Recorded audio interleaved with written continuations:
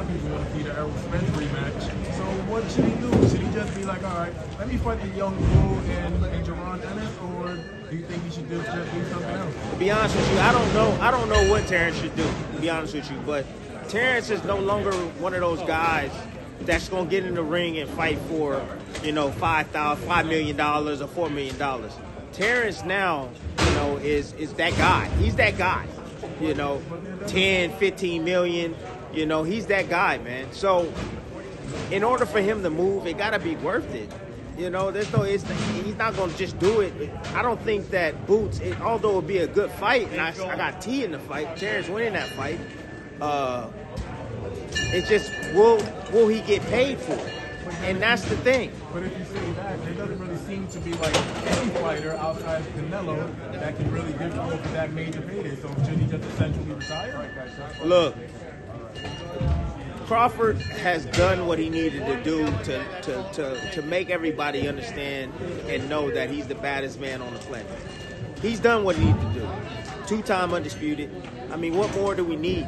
So now he's in a position now to where he's well known.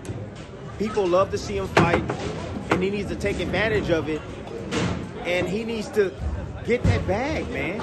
So with saying that, I don't know what his move is, his next move is. I don't know. Fight a fucking YouTuber. I don't know, and I don't care. But he's in a position now, he needs to maximize his money.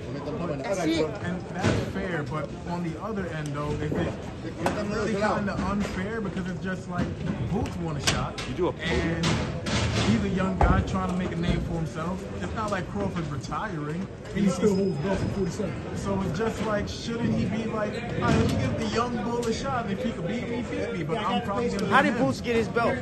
I mean, yeah, Crawford got stripped. Same way Tim Tszyu got it. All right, so he got his belt the same way Tim Tszyu got his belt. When the hell is Boots fighting? When is he fighting? See, Boots right now, I don't know if he's having issues, and I don't want to spread any rumors, but it seems to me that he's having some issues getting fights. I don't know what that is about. I don't know what that's about, but there's plenty of guys out there that I believe that Boots could fight.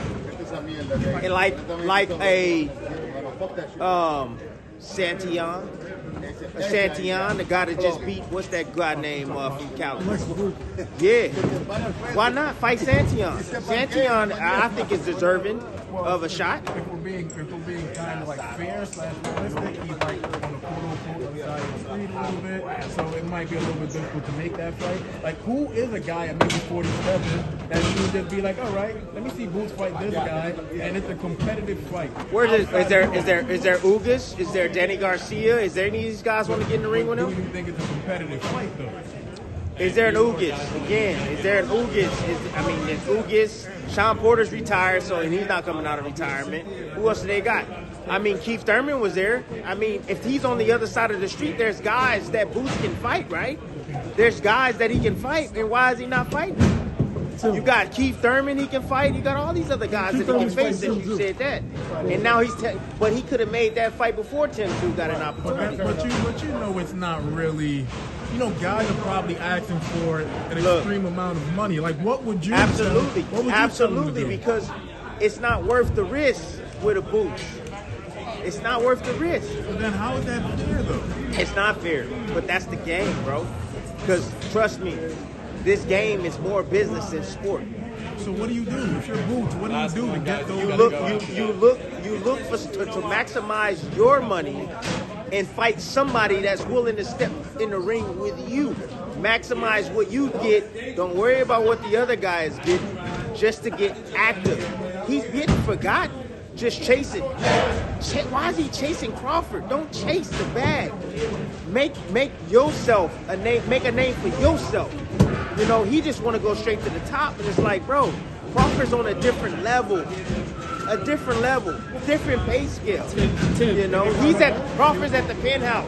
This kid is at sea level. But you do realize that Crawford's pretty much saying that I have nothing to win and everything to lose. Yeah. Pretty much. But then Canelo's saying the same thing to Crawford. Yeah.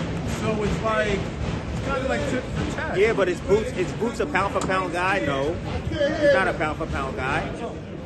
Crawford, Canelo is. Crawford's the #1 pound fighter in the world.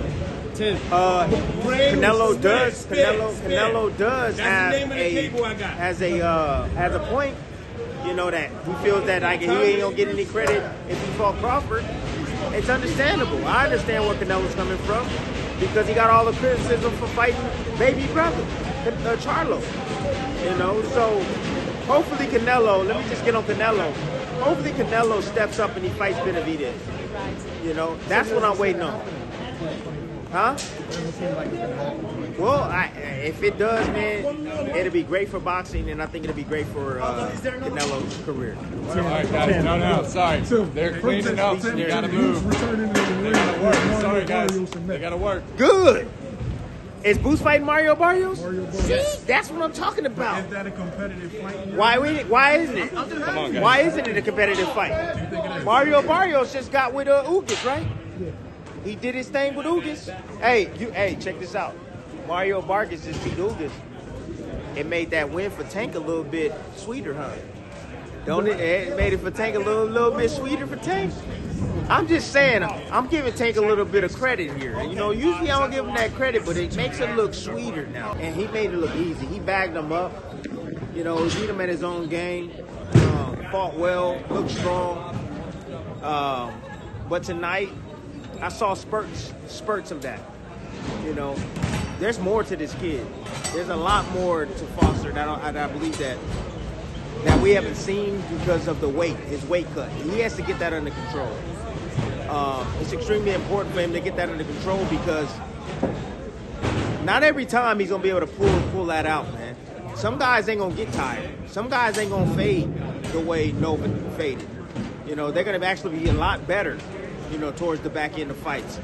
So if he doesn't fix that, he could find himself in the same situation he was in the Hernandez fight, where he has to dig down deep and get a knockout because he's not consistent enough with his work. He can get out hustled. So moving forward, if he gets a nutritionist and that helps and we can get the complete package, the kid is a problem, man. He really is.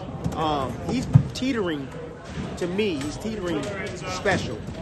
And I say that because of everything he's gone through and he's came out on top. Not only that, but his skill set.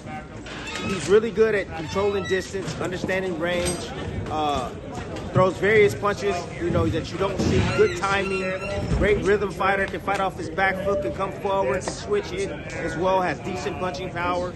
That's a lot to deal with for any fighter in there. I mean, when he switched southpaw, you saw Nova had to kind of step back and reassess the situation.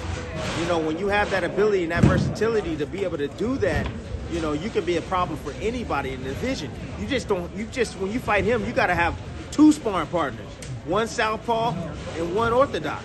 You just can't have one.